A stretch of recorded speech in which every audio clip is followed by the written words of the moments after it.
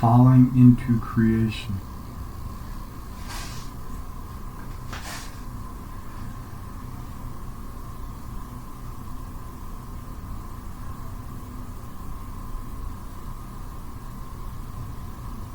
Life's always happening, changing, moving. We're always trying to hold it through conception, through relation.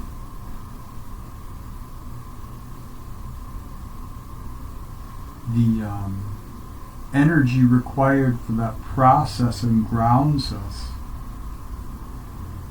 We're able to stabilize into what we know, the ways we think, act, behave, relate are automatic. They help us to explore this world in other ways, seemingly with more vigor, power, and understanding, because we're within the dynamics that we've agreed upon in society and culture, and all these things that we're not even aware of, that just live through us.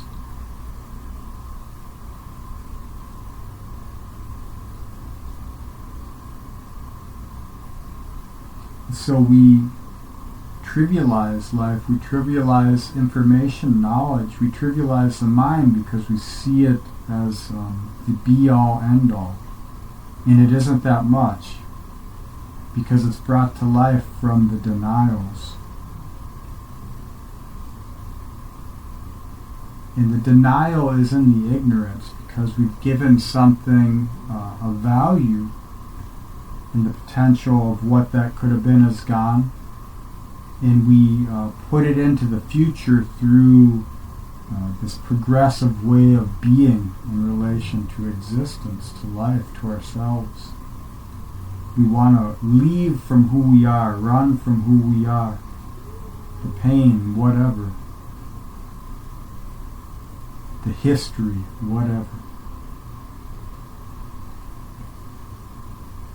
That's the loop, that's the hamster's wheel, essentially.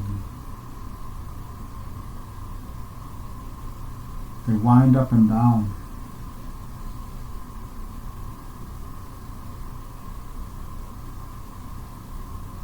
So when you reduce things to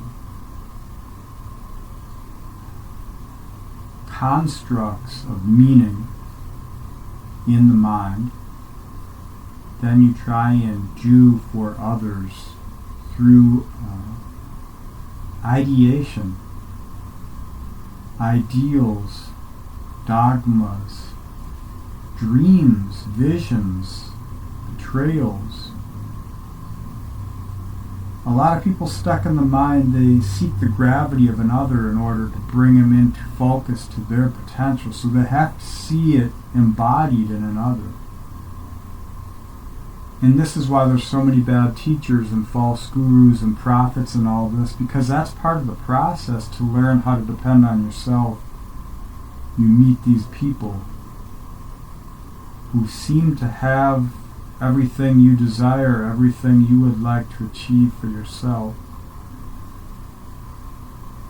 And then they turn out to be fallen sages, false prophets, shysters.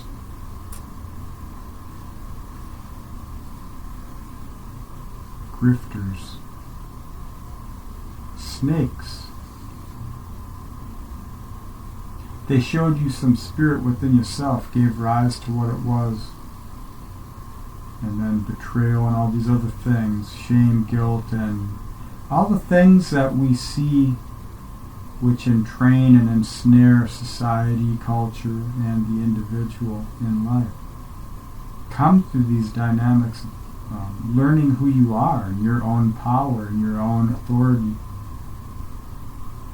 Some people, they drift into themselves and they become egomaniacal, they become tyrannical, they become very set in their ways, they become undomesticated, they become stubborn.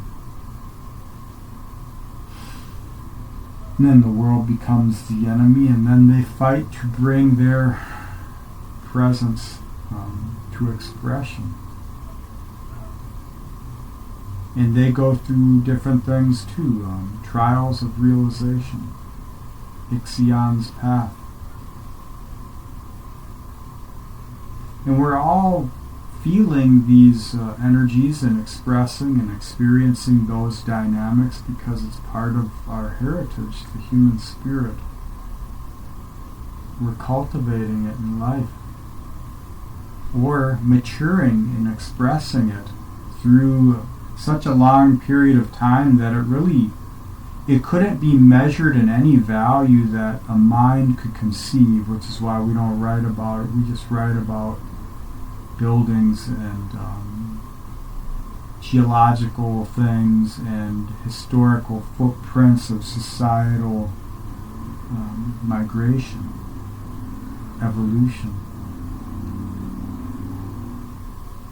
But the real stuff is deep within us, coming through spirit, possessing form.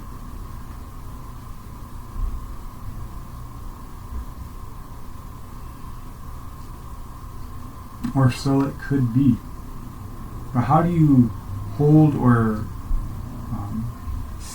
feel any value in that kind of perspective? Your language is probably very specific to you. That's why you haven't found it in this world or through other people yet.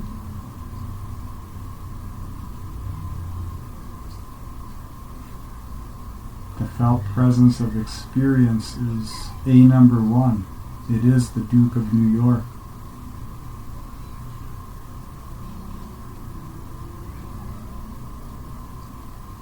But oftentimes the experiences themselves are controlled through our unconscious. We don't get out of New York. We're stuck there.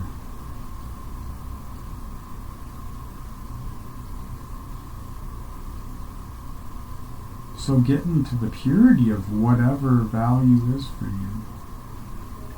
How do you find that? What was it before when you were young? What has it been at times in life, which is what kept you going, essentially? How do you cultivate joy in life? I feel we are creator beings. We must create to be happy. If we don't, we hand over the keys to our ignition to the governor and the gov. And we're given places to put the tension so that it betters someone else rather than us. And it's the ultimate sacrifice. And it's noble conviction we cling to through political and social games, basically. Alright, well, that's all I wanted to say. So, thanks for watching, listening, and being.